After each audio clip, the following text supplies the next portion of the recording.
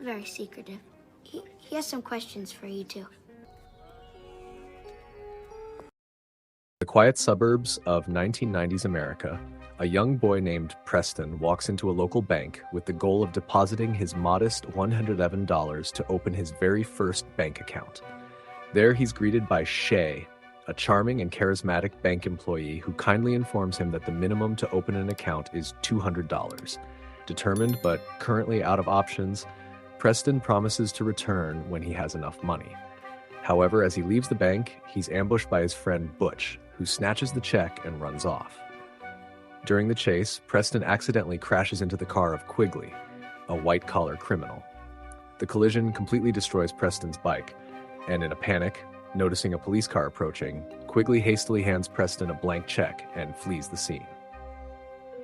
Back home, Preston is scolded by his father, Fred, for damaging his bike and is grounded. Without telling his family about the mysterious check, Preston stays up late that night and fills in the check for $1 million, making up a fake name, Macintosh. The next day, he goes to the bank to try and cash it. Shay, confused, brings him to the bank's president, Biderman. When Biderman sees Quigley's signature on the check, he assumes the boy is an intermediary for someone named Juice, a supposed associate of Quigley's money laundering scheme. Though surprised, Biderman gives Preston the money. On his way out, Preston passes by the real Juice, who doesn't recognize him, allowing Preston to leave with the fortune. Flush with cash, Preston launches into a spending spree. He buys a $300,000 mansion using a voice simulation program to pose as the elusive Macintosh. He hires a chauffeur, Henry, and begins living like a child millionaire. Expensive clothes, arcade games, toys, and extravagant parties. He pretends to be just a personal assistant for Macintosh to avoid suspicion.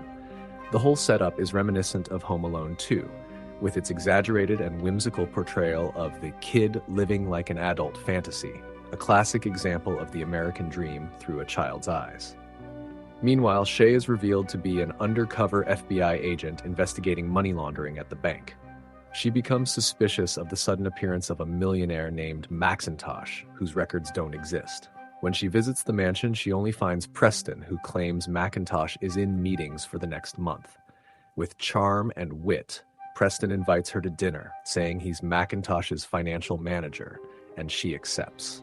Over the following days, Preston and Henry bond like true friends, sharing life advice and even relationship tips. At dinner with Shay, Preston gives her a necklace on behalf of Macintosh and tries to learn about her romantic interests. A scene played innocently in the film, but one that would likely be deemed inappropriate by today's standards, given Preston is just a child. It's a moment I personally wouldn't write or support nowadays, as it blurs the line between playful and inappropriate. As the days go by, the $1 million quickly vanishes. Preston throws a lavish birthday party for Macintosh, spending the last of the money on decorations and catering. When he checks his balance and finds only $300 left, he lies to the guests, claiming Macintosh has disappeared. Disappointed, they all leave. Soon after, Quigley, Biderman, and Juice arrive, demanding their money. Preston admits he spent it, but no one believes him. What I found most interesting about the film is how it explores themes of identity and responsibility. At just 11 years old, Preston invents and maintains an entire persona, fooling adults, institutions, and even the authorities. The mansion that once symbolized his dream becomes a trap. But with childlike creativity, he turns the mansion's toys into makeshift defenses to escape his pursuers, a moment that feels like a tribute to the slapstick action of the Blues Brothers, where chaos and humor collide in absurd ways. In the film's climax, the FBI storms the mansion and arrests the three criminals. Since Quigley is believed to be Macintosh, Preston is released. Shay reveals her identity as an FBI agent, kisses him on the cheek, and jokingly tells him to look her up in 10 years. Another scene that would spark controversy today.